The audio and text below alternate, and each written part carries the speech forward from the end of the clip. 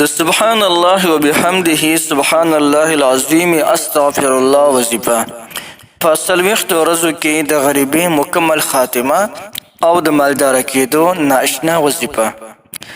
زما وروڼو او خویندو، که زموږ او ستاسو غریبي هغه بلکل انتها ته رسېدلی او د غریبۍ د لاسه ډېر سخت تنګ راغلی یو، نن د سبحان الله وبحمده سبحان الله العظیم استغفر الله دا وظیفه شروع وکړئ.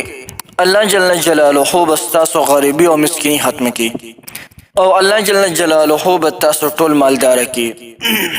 د مالدارۍ د حصول دپاره دا وظیفه تیر به هدف وظیفه ده. کوم انسان چې دا وظیفه وکړي الله جل شانه به دونه مالداره کړي چې مال دولت به ځان سره ځای کولې قدرې خو هم نشي. په دې کې اخلاص شرط دی. څومره د اخلاص سره زیاته اولسته نو هغه نه د دې اثر نور هم زیات وي، یعنې ډېر لوی اثر کوي. الله جل جلاله انسان ته په دې باندې ډېره لویه پیدا ورکوي. انسان د خلکو د درد نه په دې وظیفې باندې خلاصېدلی شي او الله جل شانه به دې مالامال کړي بلکل. بله روزي به د خو هم ډېره انتخایي پراخه شي، داسې به پراخه شي چې خلکو ته به په ورکولو باندې ستړی شي. سبحان الله وبحمده سبحان الله العظیم استغفر الله یو داسې وظیفه ده چې انسان د خلکو د درونو نه خلاصوي.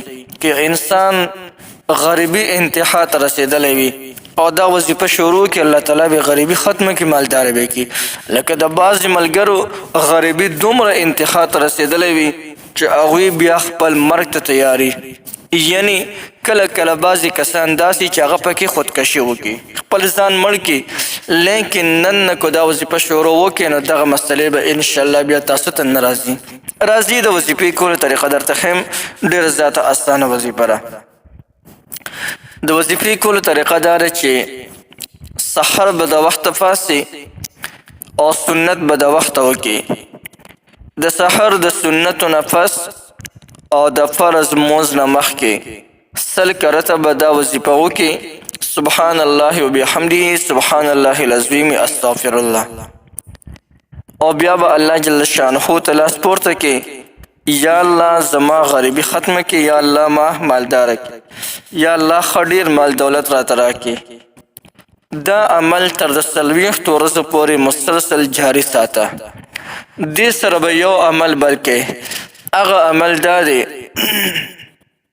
چې د سحر مونځ د کله وکړو نو په خپل کور کې به کښېني، د قبلې طرف ته به مخ کې 2 کرته به په رسول الله صلی الله علیه وسلم مبارک باندې درود شریف ولولئ.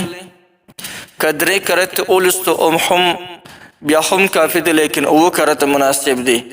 نو 2 کرته په نبی علیه السلام باندې درود شریف ولولئ او بیا 1010 کرته به یا رزاق وظیفه وکړي او بیا 2 کرته په نبی علیه السلام باندې درود شریف او بیا به لاس اوچت کړي، الله جل شانه نه به سوال وکړي، یا الله زما پلانکې حاجت ته پوره کړي، یا الله زما غریبي ختمه کړه، یا الله مالداري را باندې راولي. او بیا به پاسې د کور په 4 واڼو ګوټونو کې به شف وکړي. خو چې کله شف کې نو د ستا مخ به د قبلې طرف ته وي. دا عمل تر د همیش دپاره، یعنی تر د 40 ورځو دپاره جاري ساته. سبحان الله وبحمده سبحان الله العظیم استغفر الله دغه وظیفه او دا اوس چې مرتکم وظیفه وښوله، دا وظیفه تر د همیش دپاره، یعنی تر د 40 ورځو دپاره دا عمل تاسو جاري ساتئ. انشاءالله 40 ورځو کې دننه به الله جل شانه تاسو ټول مالداره کړي، غریبي به الله جل شانه تاسو ختمه کړي، محتاجي به هم الله ختمه کړي، د خلکو د در نه به هم الله خلاص کړي. بیا به دغه تمه نه کوي چې یاره مال به څوک زکات راکړي زکات راکړي. انشاءالله الله به درته دومره مال دولت درکړي، دونه به دې غني کړي چې د چا زکات او د چا مال او صدقات اغشتو ته به بیا هم حاجت نه راځي. نو محترمو، ډېره زیاته زبردسته وظیفه ده. نو بلکل دا وظیفه تاسو کولی شئ، د دې درته مکمل اجازت دی.